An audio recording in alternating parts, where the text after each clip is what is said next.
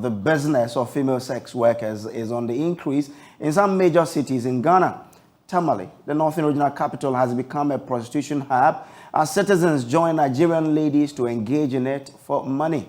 Joy News sources reveal that by 7 p.m., these ladies flood areas like Tamale Jubilee Park, Nagasaki, which is very close to the police regional headquarters, Victory Cinema, and the post office, which is also close to the Bank of Ghana, among many other places. To deal with this, the Northern Regional Director of the National Youth Authority, Mumuni Suleimana, has revealed that they plan to organize skills training for sex workers in Tamale to drive them out of the street of the city. Joining us for more on this is the Northern Regional NYA Director, Mumuni Suleimana. Thank you so much, sir, for your time. Now, what in your research is accounting for the rise in female sex workers in the metropolis? Thank you very much. Good evening to you and your listeners. It is indeed an alarming issue in the northern region when it comes to young people indulging in commercial sex. It's becoming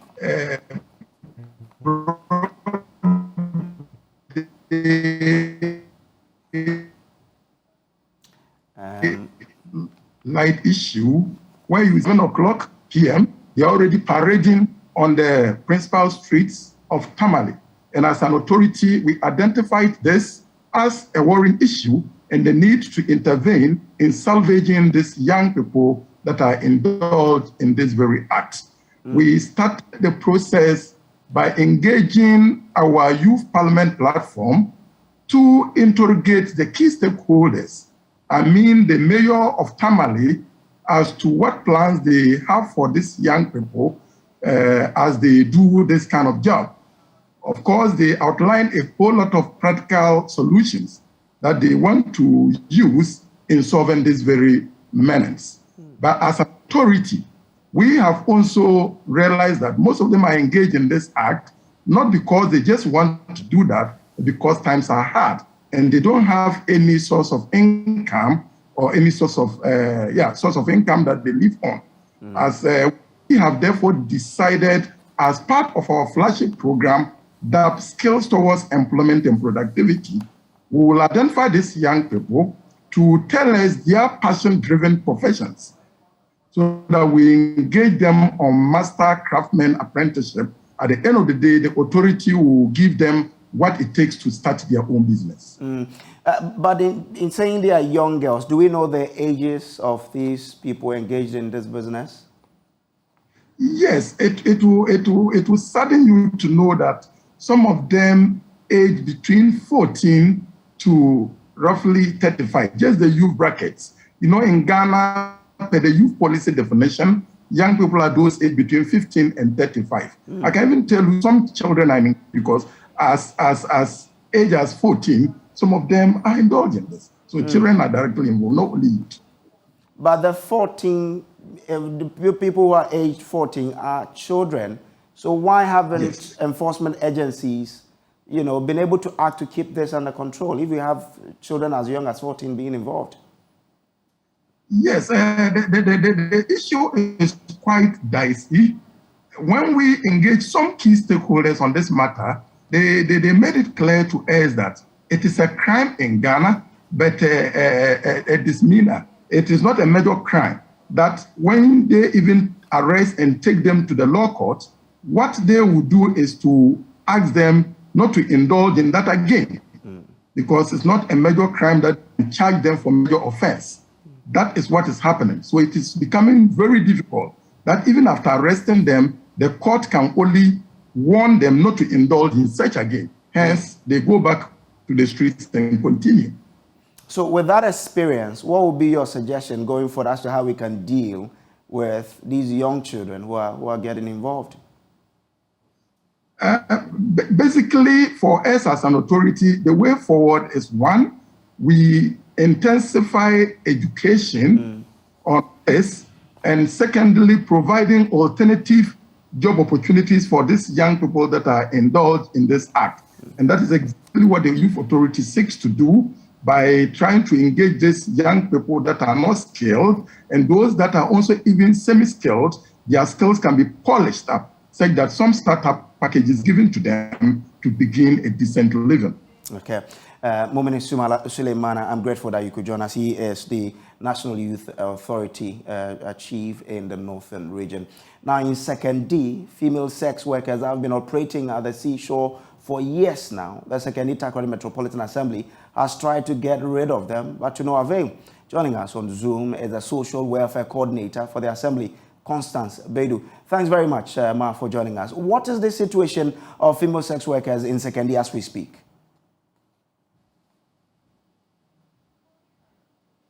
Kindly unmute so we can hear what you're telling us, Ma.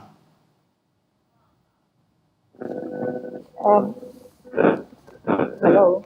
Yeah, I can hear you now. So let's understand what the situation looks like now. Okay, in Second D, we are having this prostitution. It's difficult to hear you.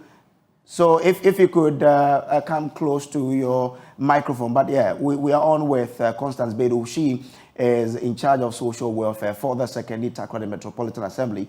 We want to find out from her what the situation looks like in Second D. Just recently, a fire broke out at where these people are. The Assembly has tried several times to get these people out. They haven't. But so we want to understand from you. Thanks for rejoining. What is the situation of female sex workers in Second D as we speak? As I was saying, Second D, we have these people around the European Town. We have both children and adults.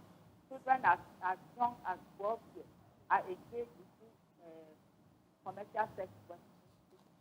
And we also have the adults who are there. And we also have what is federal system with the structure that some people have put up. So Madam Beidou, we are struggling to really hear what you are telling us. I don't know whether if it's where you are, but it's been challenging to hear Constance Beidou there. But moving on.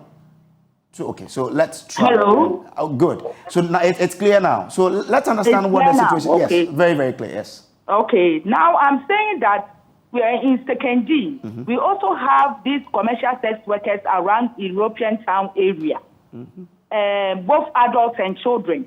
And what I'm saying is that children as young as 12 years are engaged in this antisocial act.